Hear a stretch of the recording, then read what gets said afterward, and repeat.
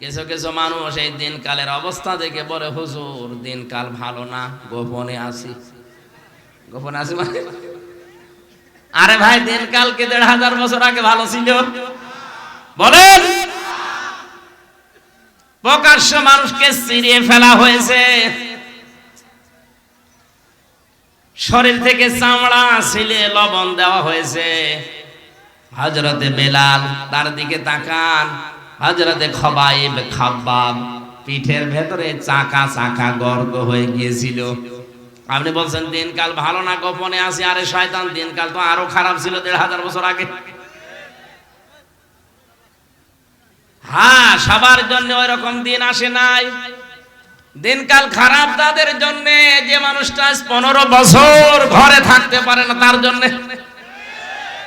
আপনি আরামে খাচ্ছেন, আরামে যাচ্ছেন, আরামে সংসার করছেন, আপনার জন্য দিনকাল ভালো না। এটা বলা মুনাফিকি ছাড়া কিছু না। দিনকাল ভালো আপনি বোঝেন। কোরআনের উপরে যারা টিকে থাকে ৩টা বছরে আর কিছু না পায়, অন্তত আমি এটা চোখ দিয়ে দেখে এসেছি। আল্লাহ তাখাফু ওয়ালা তাহজানু ওয়া আবশিরু বিল জান্নাতিল্লাতী কুনতুম তুআদুন।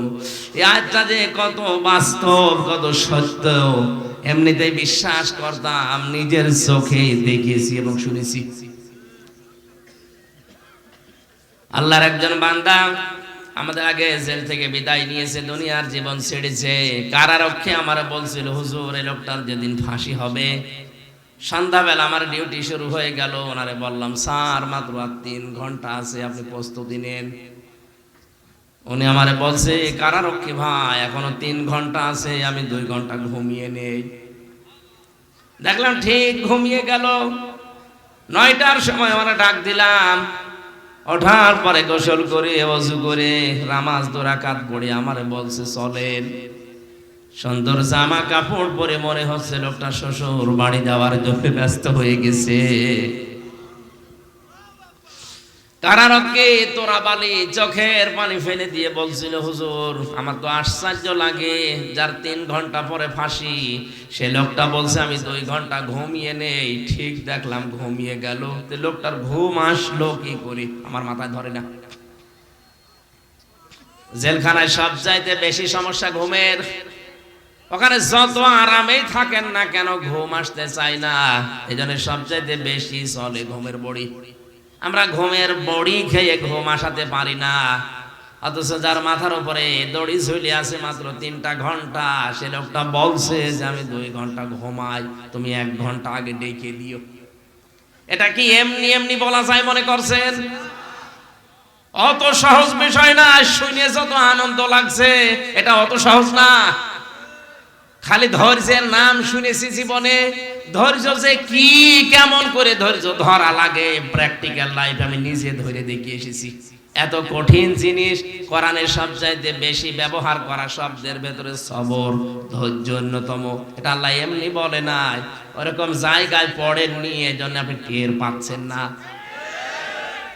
জবান খুলে পড়েন, আউযু বিল্লাহি মিনাশ শাইতানির রাজিম, বিসমিল্লাহির রহমানির রহিম,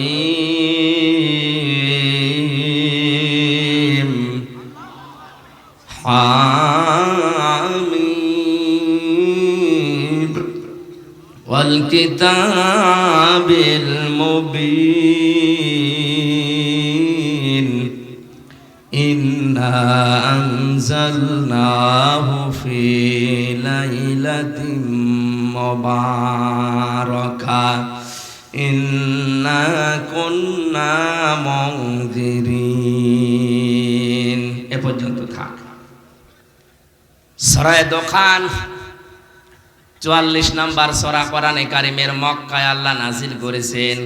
৫৯টা আয়াত আছে, ৩টা রুকু আছে। প্রথম থেকে ৬টা আয়াত আমরা পড়েছি। কোন আয়াত থেকে তাফসীর শুনতে হলে চিন্তা করা লাগবে ওই আয়াতের মূল বক্তব্য কি। আল্লাহ রাব্বুল আলামিন এই আয়াতগুলোর মূল বক্তব্য হিসেবে জানিয়েছেন সতর্কতা। কি বলেন বলেন? যাদেরকে দিয়ে সতর্ক করবেন তাদের নাম দিয়েছেন মুরসিলিন, তারা রসুল। এখন রসুল নেই, রসুলের নায়েব আছে, তার ভেতরে আমি একজন। কি আমি মিথ্যা কথা বলছি? আর যাই থাক, ভাঙ্গা চড়া হিসাবে আমার নামের আগে অন্তত আলেম লেখা আছে। আর নবী যে জানিয়েছেন আল উলামা ওয়ারাসাতুল আম্বিয়া, যারা আলেম তারা আমি নবীর নায়েব ওয়ারিস। জোরে বলেন সুবহানাল্লাহ। তাহলে আজকের আলোচনার বিষয় সতর্কতা। সতর্ক করার জন্য এখানে আমি বসেছি। নবী থাকলে এখানে এসে এভাবে তিনি সতর্ক করতেন, তিনি নেই, ওই দায়িত্বটা এখন আমার কাঁধে এসেছে। সূরা দোখান, দোখান শব্দের শাব্দিক অর্থ হচ্ছে ধোঁয়া। কি বললাম? আরো জোরে বলেন। কিয়ামতের আগে একটা ধোঁয়া আল্লাহ পাঠাবেন, তামাম দুনিয়া অন্ধকার হয়ে যাবে। জাহান্নামের ভেতরে একটা জায়গা আছে যেখান থেকে ধোঁয়া উৎপন্ন হয়, গারামা বলা হয়। এখান থেকেই তাদখিন, যেটা বাংলায় আমরা বলি ধূমপান, বিড়ি। ধূম মানে ধোঁয়া, পান মানে খাওয়া, তাহলে ধোঁয়া খাওয়া। এটা অনেকেই মাকরু বলে উড়িয়ে দিতে পারে না, এটা যে হারাম। আয়ুহাল্লু লাহুমুত তাইয়্যিবাতি ওয়া ইউহাররিমু আলাইহিমুল খাবাইস। সূরা আরাফের 157 নম্বর আয়াতের মাঝের অংশে আছে, আল্লাহ বলেন আমি নিজেই শুধু শরীয়ত প্রণয়ন করিনি, আমার নবীকে আমি আল্লাহ শারিক বানিয়েছি, তিনিও শরীয়ত প্রণেতা। তিনি সমস্ত পবিত্র জিনিসকে হালাল করেছেন তোমাদের জন্য, আর যত অপবিত্র, নাপাক, অখাদ্য, কুখাদ্য এগুলো হারাম করেছেন। কে বলছেন? তাহলে আয়াত দ্বারা প্রমাণ হয় নবীজি শারিক, শরীয়ত প্রণেতা। তিনি হ্যাঁ বললে হালাল, না বললে হারাম। এ কথা মানেন তো? বলেন বলেন। ধোঁয়া যারা খাচ্ছেন, বাস্তবে কিছু জিনিস তো ক্ষতি আছে। হ্যাঁ, এখানে আরেকটা মাসলা দরকার। আলেম যারা আছেন বলছি, আন্দাজে কিছু দেখলে একবারে হারাম বলবেন না। হারাম হওয়ার জন্য কমপক্ষে 3টা শর্ত লাগবে। কয়টা? 3টা শর্ত না পেলে আন্দাজে যা তা হারাম বলা না। আপনি হারাম বলে যদি পুষিয়ে দিতে না পারেন, সেটা আপনি নিজে হারাম হয়ে যাবেন। এই যে অনেককে কাফের বলে ফতোয়া দেওয়া হয়, যদি লোকটা কাফের প্রমাণ করা না যায়, নিজে কিন্তু কাফের হয়ে মরার সম্ভাবনা বেশি। কোন নেককার, কোন মুহসিনা, কোন নিরপরাধ, অজ্ঞাত এরকম কোন মহিলা যে বিষয়ে জানে না, তার উপরে যদি কেউ জেনার তহমত দেয়, ব্যভিচারের আঘাত হানেছে, ব্যভিচারিয়ে জেনা করেছে, ওই মহিলা যদি সত্যি ওই কাজ না করে থাকে, আর আপনি যদি 4 জন সাক্ষী জোগাড় করতে না পারেন, তাহলে আপনার শাস্তি দুনিয়ায় 2টা, আর মরণের পরে যা হবে এটা আল্লাহ জানে। সূরা নূরের 4 নম্বর আয়াতে আল্লাহ জানিয়েছেন, ওয়াল্লাযীনা ইয়ারমুনাল মুহসানাতি সুম্মা লাম ইয়াতু বিআরবা'তি শুহাদা ফাজলিদুহুম 80 ওয়ালা তাকবালু লাহুম শাহাদাতান আবাদা। কোন মুহসিনা, নেককার এরকম মহিলার প্রতি যদি কেউ জেনা, ব্যভিচারের তহমত লাগায়, আর 4 জন সাক্ষী যদি প্রমাণ করতে না পারে, 1 নাম্বার শাস্তি হচ্ছে ওই লোকটার ওকে 80টা চামড়ার চাবুক দিয়ে বেত মারা লাগবে। কয়টা? বলেন বলেন। 2 নাম্বার হচ্ছে যতদিন বেঁচে থাকবে, ওয়ালা তাকবালু লাহুম শাহাদাতান আবাদা, ওর সাক্ষী আর কোর্টে কাছারিতে কোনো বিচারে সালিশে আর গ্রহণ হবে না, ওর সাক্ষী শেষ। কত বড় শাস্তি আপনি টের পাচ্ছেন?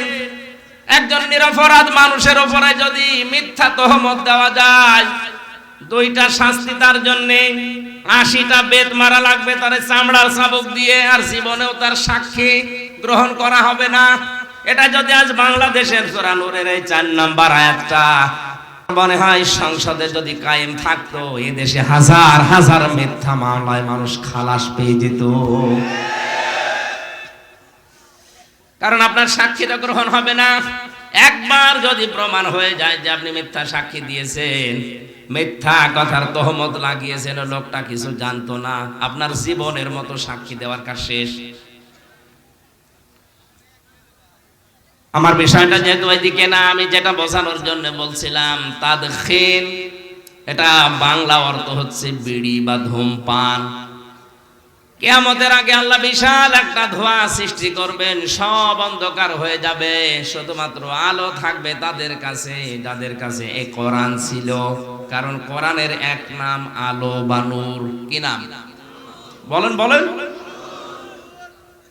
আল্লাহ রাব্বুল আলামিন বলেন, হামিম ওয়াল কিতাবিল মুবিন। হামিম এটার অর্থ আল্লাহ ছাড়া কেউ জানে না। কেউ কেউ বিভিন্ন তাফসীর করার চেষ্টা করেছে, আমরা ওদিকে যাব না, কারণ আমরা নিজেরা জানি না। আল্লাহু আ'লামু বিমুরাদিহি, এর আসল অর্থ জানেন আল্লাহ। ওয়াল কিতাবিল মুবিন, আল্লাহ বলেন স্পষ্ট কিতাবের কসম। কিসের? শব্দটার দিকে তাকান তো, ওয়া দেওয়ার পরে আলিফ লাম আছে। আমি আলেমদেরকে বলছি, দেখি এনারা কি পড়েছে, ওয়াল কিতাবিল মুবিন আলিফ লাম দিয়েছে। আল্লাহ মনে হয় খেলা করার জন্য।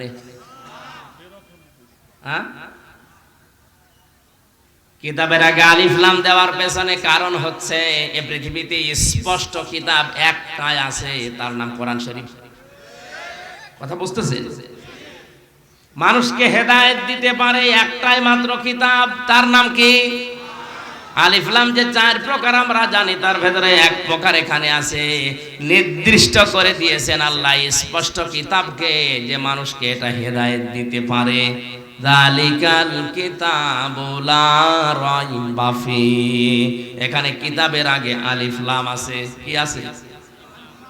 সুতরাং কোরআনের বক্তব্যের পরেও যদি মানুষের মনের ভেতরে উতাল পাতাল না আসে, পরিবর্ধন না হয়, বুঝবেন ওই লোকটা জাহান্নামের জন্যই তৈরি হয়েছে। জোরে বলেন নাউজুবিল্লাহ। স্পষ্ট কিতাবের কথা কেন বললেন? অনেকে আজ বিভিন্ন দরগা থেকে বের হয়ে এই কথা চালিয়ে দিচ্ছে যে কোরআন শরীফ 90 পারা, 30 পারা জাহেরে আছে আর গোপনে আছে 60 পারা। এটা যেটা মিথ্যা কথা। এই আয়াতটা তার প্রমাণই মুবিন। আলহামদুলিল্লাহিল্লাযী আনজালা আলা আবদিহিল কিতাবা ওয়া লাম ইয়াজআল লাহু ইওয়াজা।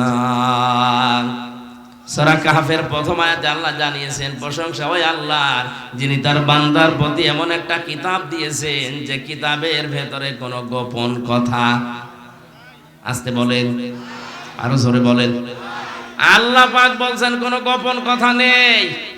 আর আপনি মারেফতের কথা বলে চালিয়ে দিচ্ছেন। মানে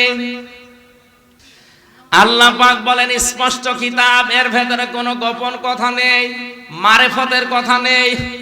আজ যারা শরীয়ত, মারেফত, তরিকত, হকিকত বিভিন্ন নাম দিয়ে দরবার খুলেছেন, কসম করে বলছি একটাও এর সাথে টেকে না। কারণ শরীয়তের বিধান স্পষ্ট। মারেফত বলতে যেটা আপনি বোঝাচ্ছেন, উরফুন থেকে শব্দটা আসা, আরাফা ইয়ারিফু মানে পরিচিত হওয়া। ইসলামের কোন বিধানের সাথে কেউ যদি পরিচিত হয়, আমরা তাকে মারেফত বলি। নামাজ, শরীয়ত, নামাজ পড়া লাগবে কি কি কি নিয়মে, এটা জেনে পড়ার নাম হচ্ছে মারেফত। যাকাত, শরীয়ত, কোন 8টা জায়গায় যাকাত দেওয়া লাগে, ওইটা জেনে যাকাত দেওয়ার নাম মারেফত।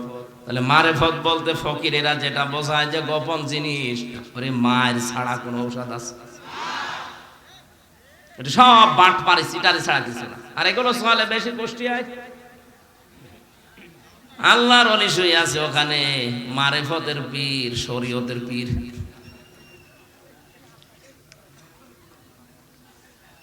কোরআনে কোনো গোপন কথা নেই, কোরআনে যা আছে সব স্পষ্ট কথা। এই কারণেই কোরআনের কাছে যারা আসে, ওরা আর গোপনেও থাকতে চায় না, ওরা ওপেন হতে চায়। কিছু কিছু মানুষ এই দিনকালের অবস্থা দেখে বলে, হুজুর দিনকাল ভালো না, গোপনে আসি। গোপনে আসি মানে আরে ভাই দিনকাল কি ১৫০০ বছর আগে ভালো ছিল? বলেন। প্রকাশ্য মানুষকে চিরিয়ে ফেলা হয়েছে, শরীর থেকে চামড়া ছিলে লবণ দেওয়া হয়েছে। হযরতে বেলাল, তার দিকে তাকান, হযরতে খবাইব খাব্বাব, পিঠের ভেতরে চাকা চাকা গর্ত হয়ে গিয়েছিল। আপনি বলছেন দিনকাল ভালো না, গোপনে আছে। আরে শয়তান, দিনকাল তো আরো খারাপ ছিল ১৫০০ বছর আগে। হ্যাঁ, সবার জন্য ওই রকম দিন আসে নাই। দিনকাল খারাপ তাদের জন্য যে মানুষটা ১৫ বছর ঘরে থাকতে পারে না, তার জন্য। আপনি আরামে খাচ্ছেন, আরামে যাচ্ছেন, আরামে সংসার করছেন, আপনার জন্য দিনকাল ভালো না। এটা বলা মুনাফিকি ছাড়া কিছু না। দিনকাল ভালো আপনি বোঝেন। কোরআনের উপরে যারা টিকে থাকে ৩টা বছরে আর কিছু না পায়, অন্তত আমি এটা চোখ দিয়ে দেখে এসেছি। আল্লাহ তাখাফু ওয়ালা তাহজানু ওয়া আবশিরু বিল জান্নাতিল্লাতী কুনতুম তুআদুন। এই আয়াতটা যে কত বাস্তব, কত সত্য, এমনিতেই বিশ্বাস করতাম, নিজের চোখে দেখেছি এবং শুনেছি। আল্লাহর একজন বান্দা আমাদের আগে জেল থেকে বিদায় নিয়েছে, দুনিয়ার জীবন ছেড়েছে। কারারক্ষে আমার বলছিল, হুজুর এই লোকটার যেদিন ফাঁসি হবে, সন্ধ্যাবেলা আমার ডিউটি শুরু হয়ে গেল। ওনারে বললাম, স্যার মাত্র আর ৩ ঘন্টা আছে, আপনি প্রস্তুতি নেন। উনি আমারে বলছে, কারারক্ষী ভাই এখনো ৩ ঘন্টা আছে, আমি 2 ঘন্টা ঘুমিয়ে নেই। দেখলাম ঠিক ঘুমিয়ে গেল। ৯টার সময় আমরা ডাক দিলাম, ওঠার পরে গোসল করে ওযু করে নামাজ 2 রাকাত পড়ে আমারে বলছে, চলেন। সুন্দর জামা কাপড় পরে মনে হচ্ছে লোকটা শ্বশুর বাড়ি যাওয়ার জন্য ব্যস্ত হয়ে গেছে। কারারক্ষী তোরাবালি চোখের পানি ফেলে দিয়ে বলছিল, হুজুর আমার তো আশ্চর্য লাগে, যার 3 ঘন্টা পরে ফাঁসি, সে লোকটা বলছে আমি 2 ঘন্টা ঘুমিয়ে নেই। ঠিক দেখলাম ঘুমিয়ে গেল। লোকটার ঘুম আসলো কি করি আমার মাথায় ধরে না। জেলখানায় সবচাইতে বেশি সমস্যা ঘুমের। ওখানে যত আরামেই থাকেন না কেন ঘুম আসতে চায় না। এই জন্য সবচাইতে বেশি চলে ঘুমের বড়ি। আমরা ঘুমের বড়ি খেয়ে ঘুম আসাতে পারি না, অথচ যার মাথার উপরে দড়ি ঝুলে আছে মাত্র 3টা ঘন্টা, সে লোকটা বলছে যে আমি 2 ঘন্টা ঘুমাই, তুমি 1 ঘন্টা আগে ডেকে দিও। এটা কি এমনি এমনি বলা যায় মনে করছেন? অত সহজ বিষয় না। শুনে যত আনন্দ লাগছে, এটা অত সহজ না। খালি ধৈর্যের নাম শুনেছি জীবনে, ধৈর্য যে কি, কেমন করে ধৈর্য ধরা লাগে, প্র্যাকটিক্যাল লাইফ আমি নিজে ধরে দেখিয়ে এসেছি। এত কঠিন জিনিস। কোরআনের সবচাইতে বেশি ব্যবহার করা শব্দের ভেতরে সবর, ধৈর্য অন্যতম। এটা আল্লাহ এমনি বলে নাই, ওরকম জায়গায় পড়েননি, এজন্য আপনি টের পাচ্ছেন না। যে লোকটা বলছে আমি 2 ঘন্টা ঘুমিয়ে নেই, ওই লোকটার ছেলে গুম হয়ে আছে, তাও সাধারণ ছেলে না, ছেলে ব্যারিস্টার। বাংলাদেশ না, বিশ্বের ভেতরে যদি 10টা ম্যাগনেট থাকে, সে একটা লক্ষ লক্ষ মানুষের কর্মসংস্থান তৈরি করে দিয়েছে। এত বড় পর্যায়ে যে লোকটা আছে, তার মাত্র 3টা ঘন্টা জীবনে বাকি আছে, ও 2 ঘন্টা ঘুমিয়েছে এমনি না। এই আয়াতটা বলছে আল্লাহ তাখাফু ওয়ালা তাহজানু। সত্যি যদি কোনো মানুষ ঈমানের উপরে আল্লাহকে রব বলে টিকে থাকতে পারে, ফেরেশতা নাজিল হয়ে তাকে বলে ভয় পেও না, চিন্তা করো না। মুফাসসির লিখেছেন কিসের ভয়, কিসের চিন্তা? ফেরেশতা তার কানের কাছে এসে বলে, আল্লাহর বান্দা, তোমার হয়তো চিন্তা হতে পারে যে আমার ছেলেটা গুম হয়ে আছে, কি হবে তার? আমার স্ত্রী বিধবা হয়ে যাবে, কি হবে তার? আমার মেয়েটা ডাক্তার, কি হবে তার?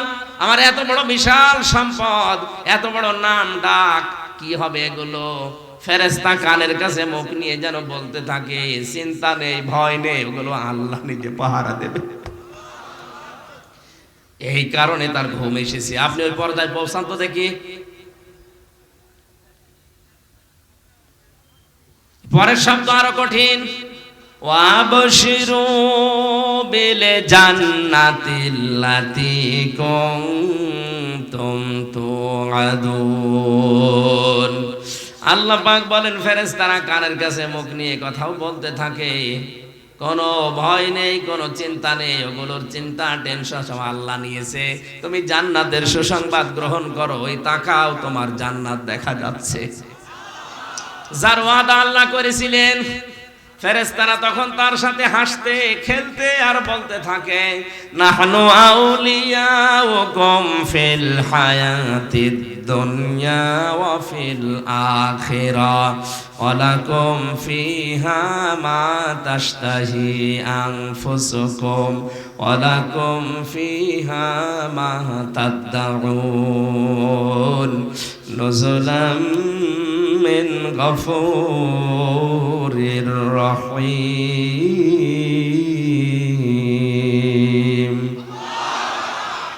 আমরা দুনিয়ায় তোমাদের বন্ধু ছিলাম, নয়তো তোমরা টিকে থাকতে পারতে না। এখনো তোমাদের বন্ধু আছি, জান্নাতে পৌঁছিয়ে দেওয়ার আগ পর্যন্ত তোমাদের পেছন থেকে আমরা যাব না। এমন জান্নাতে পৌঁছিয়ে দেব যেখানে চাওয়ার আগে জিনিস পাওয়া যায়। বাড়ি যেয়ে বলবেন সুবহানাল্লাহ। আমার কথা ছিল কি, যেই মানুষগুলো কোরআনের কাছে আসে, এটা যেহেতু ওপেন কিতাব, গোপন না, এই জন্য এর কাছে যারা আসবে বুঝে শুনে, তারা আর গোপন থাকতে চায় না। দুনিয়া একদিকে চলে গেলেও তারা ওপেন হতে চায়। হযরত ওমর যেদিন কোরআনের কাছে এসেছিলেন, ডাক দিয়ে বললেন, হে নবী, কোরআন সত্য না মিথ্যা? নবীজি সঙ্গে সঙ্গে জবাব দিয়েছেন, এটা হক, আমার আল্লাহর বাণী, এটা সত্য কথা। হযরত ওমর বলেন, হে নবী, সত্য জিনিস গোপনে থাকবে কেন? আপনি আমারে অনুমতি দেন, আমি এই সত্য কোরআনের পক্ষে একটা মিছিল করে আসি। তিনি মিছিল নিয়ে কাবার চত্বরের দিকে গেলেন। লিল্লাহে তাকবীর, লিল্লাহে তাকবীর, লিল্লাহে তাকবীর। ঘরের জালানা দরজা খুলে কাফেরেরা দেখে মিছিলের সামনে হযরত ওমর। তাড়াতাড়ি জালানা দরজা বন্ধ করে বলছে, দরকার নেই, ওর সামনে গেলে মাথা থাকবে না। আজও যারা ইসলাম নিয়ে বান্দরামি করছে, আমি নাম নিলাম না, এই ষড়যন্ত্রকারীদের মুখোশ কিন্তু উন্মোচন অলরেডি হয়ে গেছে। আপনারা থামেন, সুযোগ দিচ্ছে যা বাংলার জনগণ সুযোগ দিচ্ছে, থামেন। এভাবে যদি করতে থাকেন, 64 জেলা থেকে এক একজন ওমর যদি বের হয়, অর্থ পাবেন না।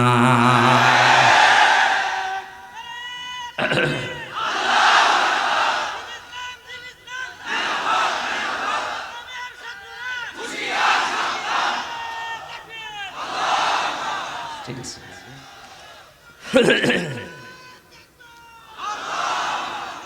সূক্ষ্ম সূক্ষ্ম কয়েকটা ষড়যন্ত্র আমার প্রায় 34টা ধরা পড়েছে আমার এই ছোট মেধায়। এই যে আব্দুল কুদ্দুস ভাই একটা বই নিয়ে এসেছেন, ধরিয়ে দিয়েছে। এটা যদি শুধু সিলেবাসে থাকতো, কসম আল্লাহর কিছু বলতাম না।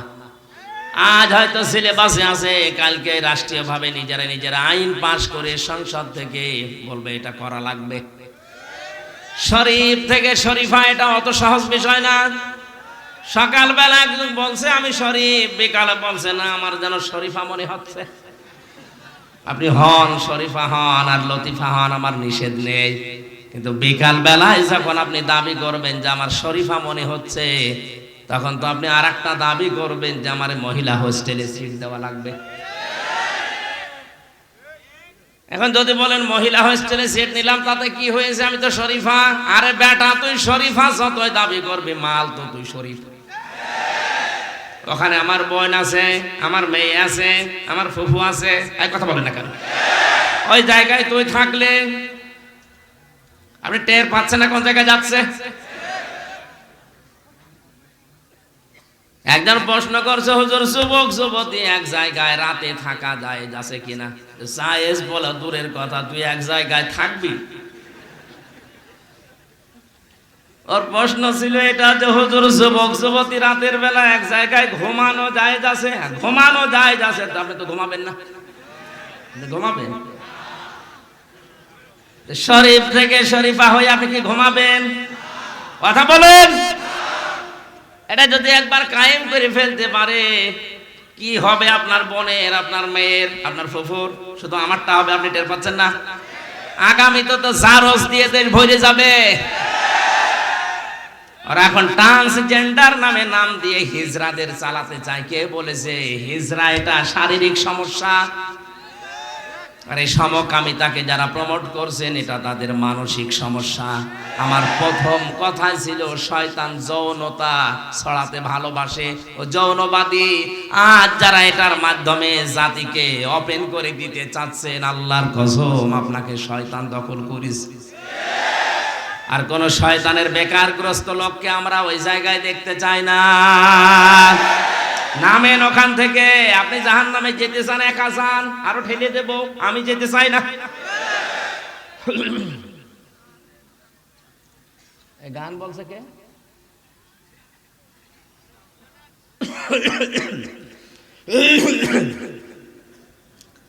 কোরআনে কারিম আছে স্পষ্ট, কিতাবের কাছে আসলে আর কেউ গোপন থাকতে চায় না, ওপেন হতে চায়। আপনাদের সিরাজগঞ্জের সন্তান মাওলানা সাহেব, আমি যতদিন ওনার সাথে গেছি সেই ছোটবেলা থেকে উনি কোরআনের পক্ষে কাজ করেন। এতগুলো মামলা তার মাথার উপরে, প্রত্যেক সপ্তাহে 4 দিন 5 দিন তার কোর্টে হাজিরা দেওয়া লাগছে। এই মুরব্বী মানুষটা একজন আলেম, তার পায়ের সাথে বেড়ি লাগানো, তার ডান্ডা বেড়ি, হাতের পেছনে হ্যান্ডকাপ লাগানো, মাজায় দড়ি দিয়ে, মুখের উপরে বুলেট প্রুফ, যে হেলমেট দিয়ে বুকের উপরে বুলেট প্রুফ জ্যাকেট লাগিয়ে নিয়ে যাওয়া হচ্ছে। মনে হচ্ছে কি করে এসেছে, অথচ বাংলাদেশে 20 জন মানুষ পরিচিত হলে উনি একজন। আপনি যা করছেন, আপনি ওনার পায়ের ধোলার দাম দিতে পারবেন? ও লোকটার মর্যাদাও জানেন না। নিজের দেশের লোক ভিক্ষা পায় না, তাই আপনার এই জেলা থেকে একটু পার হয়ে কুষ্টিয়ায় যাক, এমনিতেই 1 লাখ মানুষ দেখার জন্য আসবে। মাঝে মাঝে আমারে বলতো, হামজা আমি আর পারি না, আমার এত বয়স হয়ে গেছে, আমি মুরব্বী মানুষ, আমার নাকি বেড়ি দিয়ে নিয়ে যায়। তাও এমনিতে বেড়ি দিলে তো হয়তো ডান্ডা বেড়ি দিয়ে পেছনে হাতের সাথে ওইটা বাঁধলে হাত এমনি কেটে যায়। মাজায় দড়ি দেওয়া দেখেছি গরু ছাগলের গলায়, আর কোর্টে যেয়ে দেখলাম আলেমদের মাজায় দড়ি দিয়ে অনেকে টানতেছে। এত কিছুর পরেও লোকটাকে গোপনে কথা বলে না কেন? 3 বছর পরে আমার মনে হচ্ছে এখনো আরো ওপেন। এখানে কোরআনের কাছে যারা আসে, কোরআন যেহেতু স্পষ্ট, কেউ আর গোপন থাকতে চায় না। কোরআনের সাথে আছি, কোরআনের কথা বলে যারা গোপনে আছে এরা টাটকা নির্ভেজাল মুনাফিক। নতুন নতুন সাবজেক্ট 2-3 মিনিট 5 মিনিট করে ছাড়ে, আর কথা পায় না। এত বড় বড় আলেম, নামের আগে ডক্টরেট ডিগ্রি নিয়ে বসে আছে। উনি আমার আলোচনা কাট করে, মিজানুর রহমানের আলোচনা কাট করে, সাইদি সাহেবের আলোচনা কাট করে 2-3 মিনিট জাতির কাছে শোনাচ্ছে ওনারা এই ভুল করেছে। এত বড় বড় ভুল তোমার চোখে ধরা পড়ে না? আমি যেটা হাদিসের ব্যাখ্যা করেছি, হ্যাঁ তোমার মতের সাথে না মিলতে পারে, কিন্তু আমি তো একটা মত শ্রদ্ধা করি, ওই মতটা বললে তোমার অসুবিধা কি? আর যেটা কোনো মতের সাথেই নেই, সেই মতের ব্যাপারে কোনো কথা নেই, 5-8টা গোলাম হয়ে বসে আছে, আমার নামের আগে ডক্টর লিখা।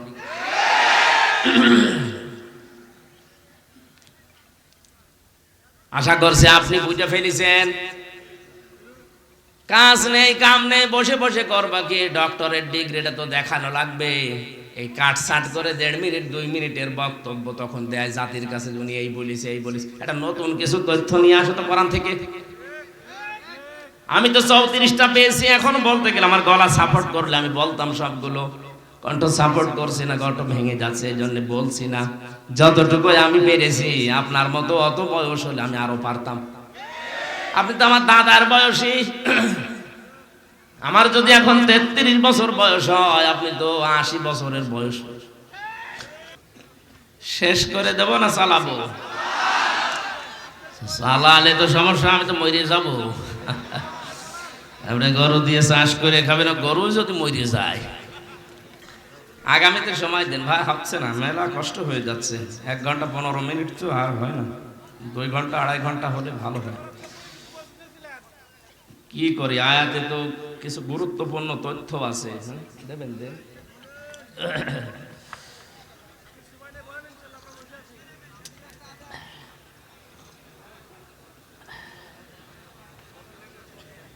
ঠিক আছে।